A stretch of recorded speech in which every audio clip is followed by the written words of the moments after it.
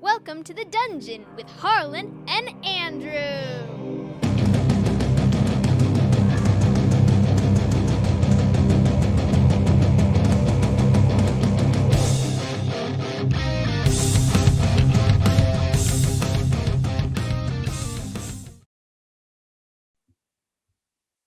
Hello, welcome to the dungeon. I'm Andrew Orvidal. With me is a special co-host. Unfortunately, Harlan Kelly could not be here for this episode, so we have filling in famed co-host extraordinaire Aaron Urist. Thanks, Aaron, for jumping in Hi. and co-hosting with me. Hello. Hello.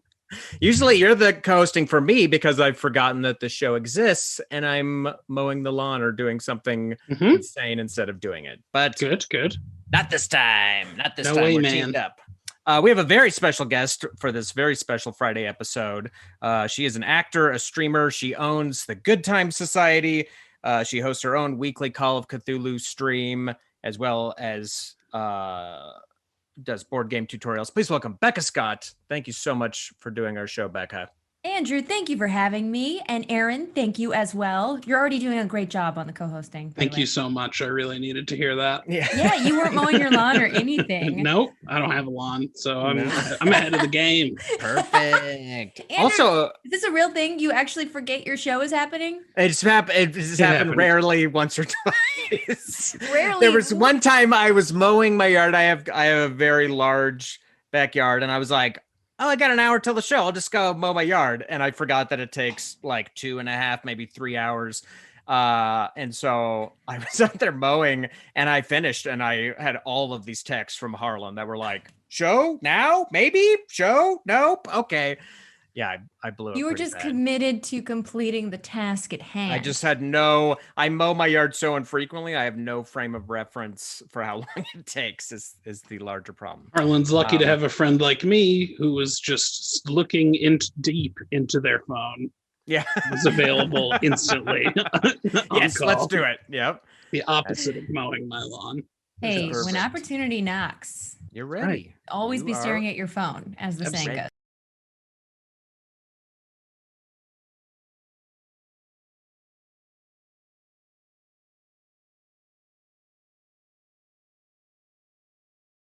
And it's Harlan. I sorry to tell you this, Harlan, but yeah, Ouch. nobody was I'll be muted. devastated. It's great.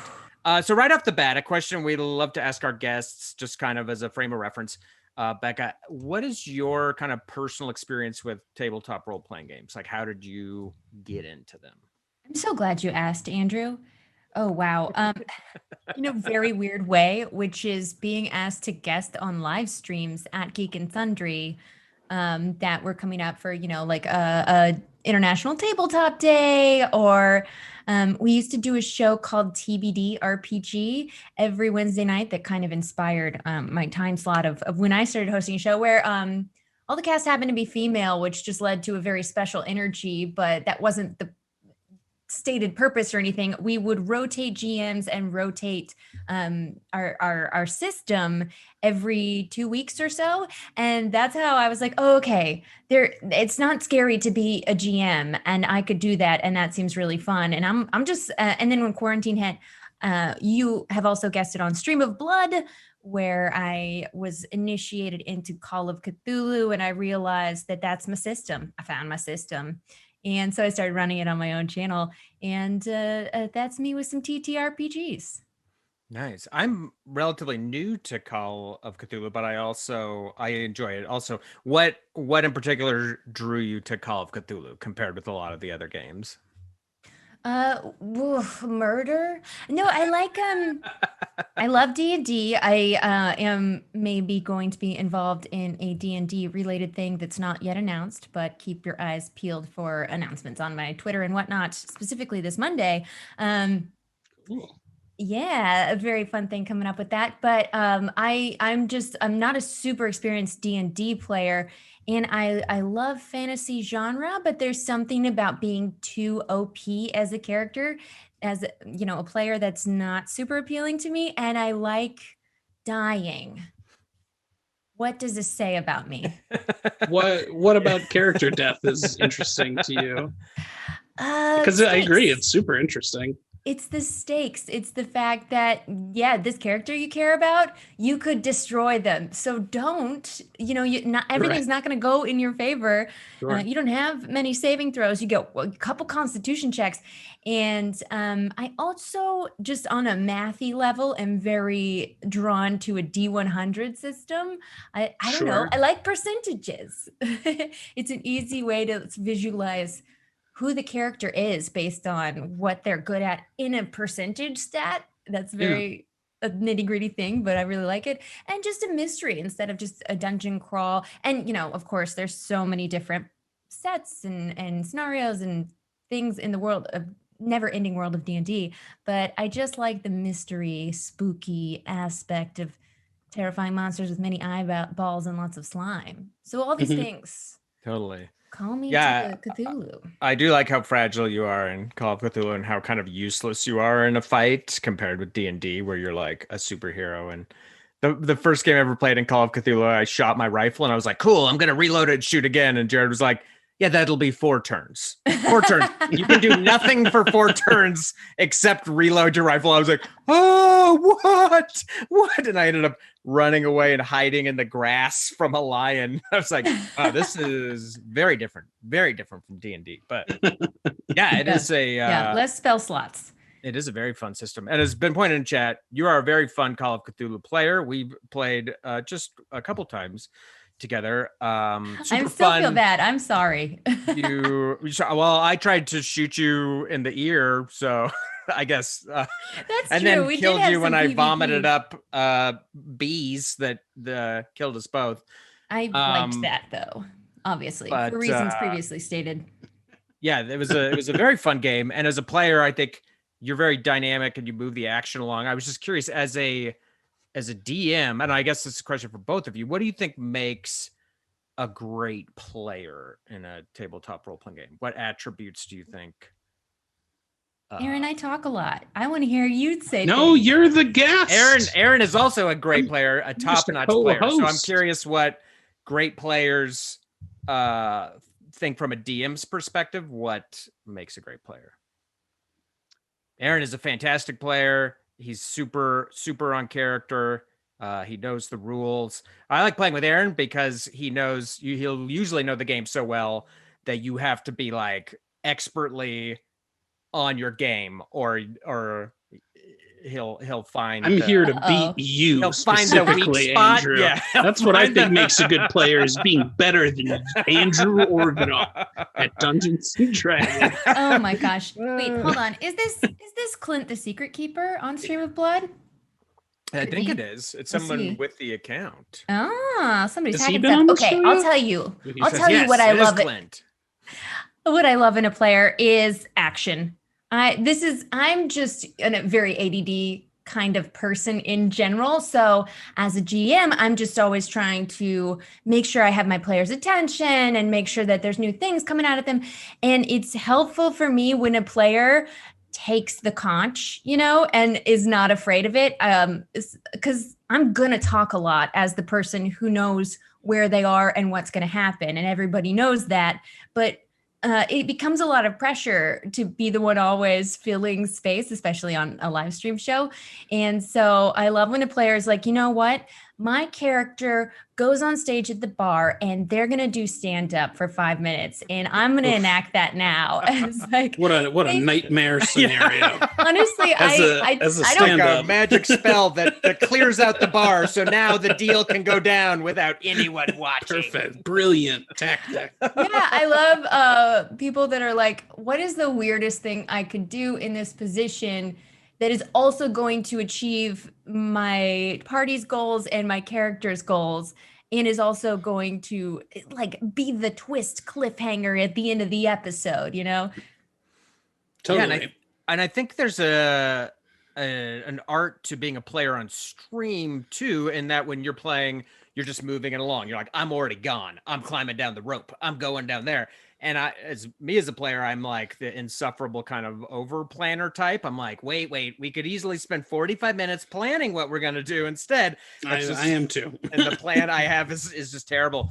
But on stream, I think that that sort of action dynamic, it makes for a great game. It makes for an exciting game for sure. Well, and you're allowed to be whatever kind of player is fun for you to be. If you like making the right decision and not, accidentally murdering the NPC that was very valuable, then that's what's fun for you to play.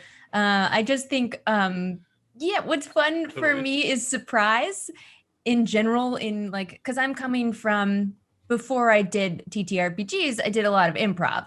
And so whatever is going to be like not talking about the thing that already happened and moving it along is kind of where how my mindset about RPGs developed.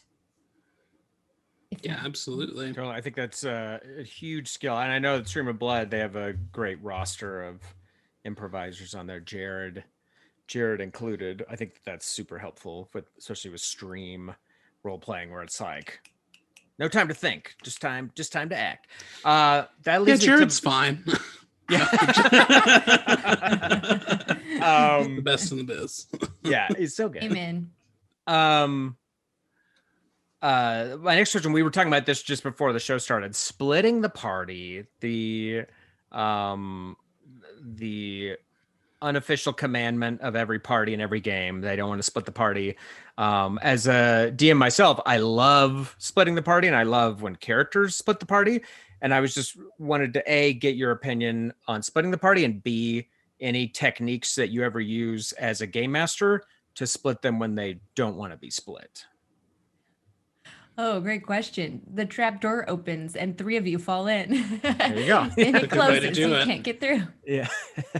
I love splitting the party because both as a player and a GM, because you get to give people personalized time. And if you have a 3-player party, it's not as big a deal. But if you have 5 or 6 players, then not everybody's getting stage time, especially if their personality is more quiet, or they're not really solidified in their character's point of view, which is kind of what makes you always know, oh, well, my character would start the fight, so I'm going to start the fight. If they're not sure, then getting them isolated and asking them specific questions or having an NPC interact directly with them is the way to bring shyer players out of their shell. And so that's the tool that I use to make sure everybody's having a good time. I was going to say, which is my number 1 priority and why I named my channel that. But that's great. I mean, priority. that as a game master, I think that's huge, is like just checking in on people, because there are quieter players who they might be kind of enjoying observing the game, but just to like check with them and just, make sure everyone knows that they're always included, I think is a underused skill set for sure. Yeah. And I also talk too much as a player sometimes. I am the one that's taking the stage away from the quieter players too, because I'm just a dominant person and I can't help it. And so if the party is split and I know I'm not in a location, then I know my only job is to shut up and then I don't have to worry about talking too much. Yeah, I think that is one of the hardest things when the party's split. Players want to chime in that metagame way of like, don't open that chest, but it's like, you're not there. You're not there. You don't even know what's happening. You gotta, and it's agonizing, I think, for some players.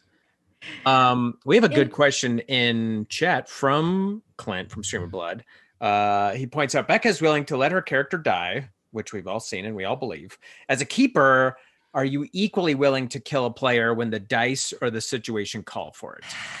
Are you as ruthless with your players as you are with your characters? No, not at all. And I don't know if he knew this ahead of time, if I've complained about it to him before, but I have a real tough time when the character does something. And, I've been running pre-written scenarios because I'm newer at specifically Call of Cthulhu, and I just like the material that's been written in it. And so something will be like, if they happen to do this, they're going to take 2d6 of damage and they've only got 10 damage to start. But I don't want to, I think that my not wanting anybody to have a bad time could get in the way of what could be amazing moments that come out of someone gruesomely dying and having the spectacular death scene, because I want to make sure that I'm not stepping on their toes of killing their beloved character and not giving them like ample warning that was going to happen. So there's 2 characters I should have killed and I didn't, and I am working on murdering people better. Yeah. Especially in Call of Cthulhu, I think, where it kind of, because I'm like you, Becca, in that game we had, I was like, oh, it's, yeah, I'm dead, but it was a cool way to die, and we died, and it was fun to be a swarm of bees and kill the other players. But yeah, with a horror game like that, I think being able to kill them helps to ratchet up the tension for the surviving players, and it also just from that point on, for all the future games, are like, yeah, she killed everybody, or he killed everyone last game, and it kind of keeps people on their toes. Because yeah, I have a hard time killing players as well. That's why Jared Logan has ultimate street cred. Oh He yeah, will kill indiscriminately and turn you into bees. Yeah, that bees thing, I couldn't even do anything to avoid it. He was just like, yeah, you're full of bees, and here they come. It's like, oh, all right. Well, it wasn't even like a failed throw. It was just, now you're dead because you're full of satanic bees. Yeah. Oh, all right. Have you ever played the game 10 Candles? Yeah, we did it even here on our stream. It might be a good learning, like therapeutic thing. Yeah, I think it's like total immersion into character death if somebody has a problem with it. Totally. Yeah, totally. You can't not, or you're not doing justice. That's the system. Kill. Yeah, and it's helpful in that one because the player gets to narrate the way they go. So it's kind of like, it's like a training wheels for character death, because instead of the game master being like, no, you're torn to shreds, it's like, tell us how you die, and they kind of get that agency in it, which I think that might help for sure. Yeah, I played once, and I knew, of course, when you're building this character, you're gonna watch them die, and that's the fun of it. And I was so attached to my character and so upset because I kind of wanted to be the one that broke the system, and was like, you can't kill me. My rolls were too good. Yeah, that kind of happened. We had a 10 Candles game where our friend Dylan's wife played this amazing character. Her character was so much fun. And not only was the character was a man, he was so much fun. He was getting all the roles, and the game just kept going. All the other characters had died. He was just, like, surviving. And I was like, maybe this will be the 10 Candles game where someone just lives, because this character just cannot be killed, and he's getting these amazing roles, but he ended up getting killed anyway. But spoilers. It is a very fun game. 10 Candles. She tried. A ton. Yeah, she tried. She went for it. We have another question in chat. Becca, how do you feel as a keeper slightly fudging dice rolls, either in favor of your monsters to prolong the battle or to prevent a character death if it feels too cheap? Like you were saying, like they just started their investigation in Call of Cthulhu, they trigger something that's 2d6, boom, it rolls for max damage. It's like, do you really want to kill somebody in the first 15 minutes of the game? You could just fudge it a little bit and keep them, and make them very hurt. Do you have any opinions on that, fudging one way or the other? I fudge constantly. I'm a maximal fudger. I'm kind of like, the dice are a suggestion on my side of the screen. Chocolate factory of dice. Yeah. Yeah. Oh my gosh. What is that, a Denver thing? I guess it's a local reference. They sell a lot of fudge. No, I'm obsessed with them. I'm from Kansas City, Missouri, and Rocky Mountain Chocolate Factory was like my favorite place to go on my birthday. We do have one. Yeah. Yeah, that smell of teddy bears with chocolate infused in their fur is just iconic. That perfectly explains. I identify personally with that smell. It's the person that I am. Oh, that's a great person to be. Yeah, I'm very. It's popular. All the things everyone loves. Here's another question in chat. How do you feel about the hard bargain style where you give the player a choice to survive at a cost, like a devil's bargain, you might say? This is not something I've ever done, but something I'm very interested in now that you have given me this gift, Imbecile. Have either of you ever done this? Okay, well, you're supposed to die, but what if? I don't know. What's the if? I've never experienced that kind of a bargain with a character death, just with rolls. Yeah, I've told people before they roll, I'm like, if you fail this, something very bad is going to happen. I did. So the only time I ever killed someone in Dungeons & Dragons, I'm sure I've mentioned this story on stream before, but It was on accident, and it was my own daughter. I killed her in a game of D&D without realizing it. It was someone else at the table was like, "Oh no, actually, Ooh. she's dead, not she's not just down. You just killed her." And I was like, "Oh my god!" And my daughter was like, "Oh." So we came up with a devil's bargain for that, where after a lot of conversations about it, her character was resurrected, but was permanently and magically blind as a result of being dead.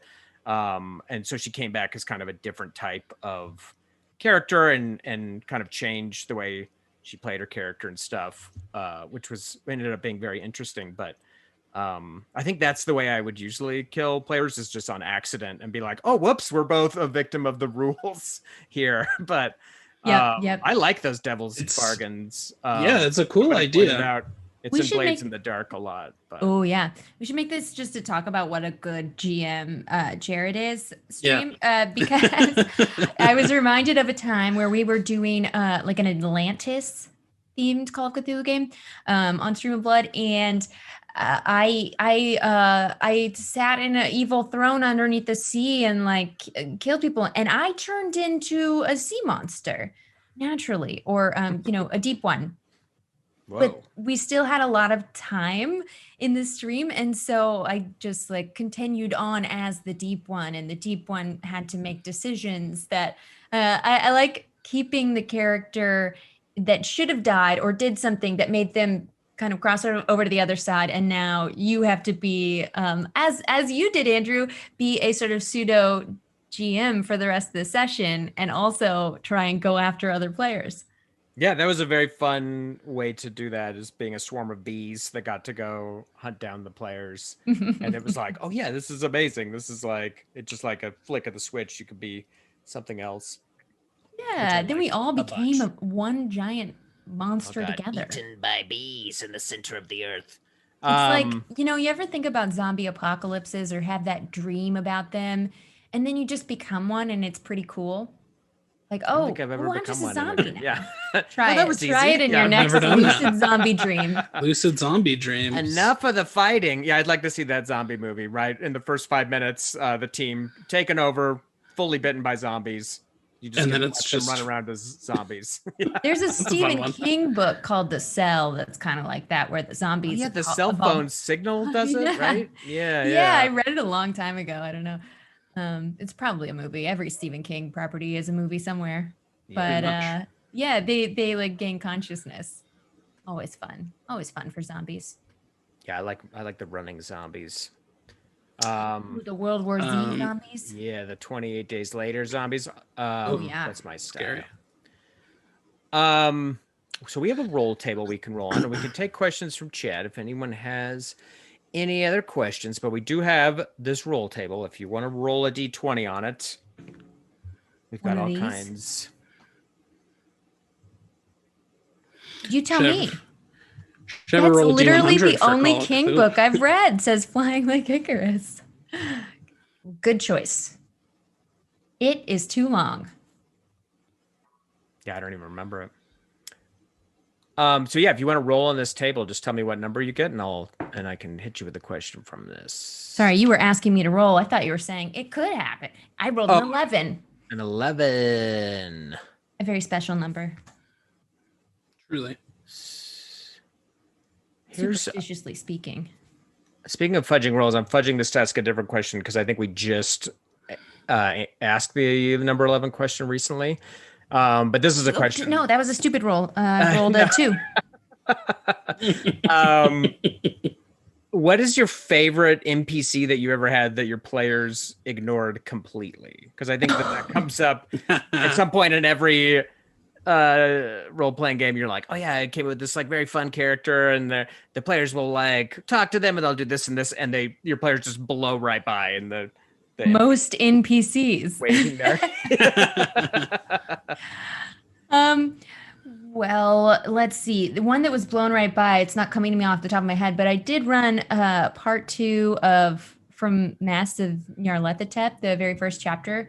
And there's this like Witcher woman in Peru that it's so hard to make characters fall in love with an NPC because I feel like they're always suspicious. They never know if they're an evil NPC. But this woman made them tea and invited them in her hut and just like laughed and did funny dances. And they needed a translator so she could translate her old folklore. And they loved her. They loved her so much. They gave her hugs and they were like, we're going to come back and see her. And then, as dictated by the scenario, if they didn't stick around and make sure she was safe, she was going to die. And they were like, bye, we can't wait to see you again. No. And the next morning, I was like, she's dead. my God, that is so brutal. And the grief, Wow. the actual grief on my player's face, it was delicious. Man. That is NPC brutal. death harder to stomach than character death. Yeah, sometimes. sometimes. So that was just a satisfying moment. But I'll think more and see if I can think of an NPC that I was in love with. Usually they're all secretly evil. And then players are just, I'm not very good at being subtle. So if I'm trying to like lace in just a tiny bit of suspicion, they're always like, don't trust. Nope. Yeah. Nice try. No, thank you. We have a few more great questions in chat here. Do you have any house rules as a Call of Cthulhu keeper that you implement in your games? Like I know Jared does the luck rule, like you can't use more than 10 luck to alter Yes. roll, which I really like. Do you have any rules? I've like adopted that one. Oh gosh, I should make some house rules. House rules, if I'm tired of combat going on too long, the monster just dies. And they've got 10 hit points left. They're dead. Just heart attack. Yeah. Yeah, random heart attack. Pre-existing unrelated condition. Really like this Yeah. comment. Becca, my players never trust my NPCs. Also, Becca, most of the time my NPCs are evil. Yep. Dog sighting. They get trained. I have the same problem. Now even if a quest giver will approach my players in Dungeons and Dragons, and the players will be like, "No, we don't even want to talk to them." I'm like, Kill them. literally, Kill this is them the now. only way to get the quest. They're like, "No. We've been lied to too many times." So you mentioned Call of Cthulhu. Of all the tabletop role playing games you played, is like maybe your favorite game. Do you have any other favorite role playing games? Any other games that you're playing even right now that you might recommend or that you find interesting? Everyone is John is a very fun one. It's a one page. Oh, I've never even heard of that. It's like a one shot where I've everybody heard of is that one. vying for control of one body, and the players kind of trade off, and at various intervals you can they just are like narcoleptic and pass out randomly, and then the players bid dice to attempt to take over John or Jane or whatever. I had a lot of fun running that one once. Let's see, what have I fun. played lately? I mean, really, I've just become super obsessed with Call of Cthulhu. I like. Is it RuneQuest? RuneQuest. I've dived a little into. There's a really cool one that we did a series on my channel for in promotion of the Kickstarter called Asunder, where there's no metal in this world, and there's like all of your tools are made of plants and other animal type things. It sounds like Being John Malkovich. It is very much the game version of Being John Malkovich, and I just realized it's called Everyone is John. So probably whoever wrote it also had recently watched that film. Which It does sound amazing. I always loved that film, and then I wanted to make sure it held up. Recently rewatched it. It does get weirdly, putting Cameron Diaz in a cage violent, but an excellent film. I So don't remember messed that up. at all. Yeah, that is. Please watch. She's whoa, got it's crazy. that horrible hair, and it's a blast. I think we could do one more question here. Let's see. This is a good question. I think I'm surprised we haven't asked this one before. And two people asked this. When you make up NPCs on the spot, do you have like go-to names, or do you have like a handy convention for making up names? How do you come up with when the players are like, "What's your name, barkeep?" and you're like, "Ah, fuck! I just wanted this to be a bartender," and you have to like name them on the spot, do you have any like go-to system? I have been heavily criticized for my inability to make up real sounding names on the spot. It'll be like, let me think of a real name like Jen Asophilus or Sure. Rob Realish. Toothian. Like you start with a real name and then pick a random word that's Sure. probably an inanimate object that you saw on your desk, and stick that on the end. There you go. There you Throw go. some Nice. apostrophes in there. Yeah. Genophilis That's right. vase. Yeah, it is difficult. Well, that is our time. It flies right by. Sure Wow. did. It's a Okay, whirlwind bye. show. Bye. Where can people find you, Becca? Well, I stream on my personal Twitch channel at the Becca Scott. That's the same for all social media. You can find me there. And it's spelled like you think, 2 C's, 2 T's. And Good Time Society is also in all the places, and that is my YouTube channel. We post board game reviews. We put the Calyx, which is the name of my Call of Cthulhu show, every Wednesday. It goes up on our YouTube after going live, and that's it. That's the thing. Very cool. Yeah. All right, well, check out Becca as a keeper, as a player. Super, super great, super entertaining. Sorry, you were going to say something else? Yeah, tomorrow, every Saturday, we do a live digital board game stream. And tomorrow we're playing Vampire the Masquerade Vendetta, which is like a board card game. What? Yeah, I've got Cool. some guests meeting me on Tabletopia, and we'll stream it at twitch.tv/goodtimesociety at 1 Pacific. Very, very cool. You can find Aaron and I. We're in a Spelljammer-inspired Dungeons & Dragons game on this channel every Monday night at 7 p.m. Pacific. The amazing Harlan Kelly, who usually co-hosts this show, is our DM, and it's a bunch of fun. Anything else to plug, Aaron, before we get out of here? I have nothing.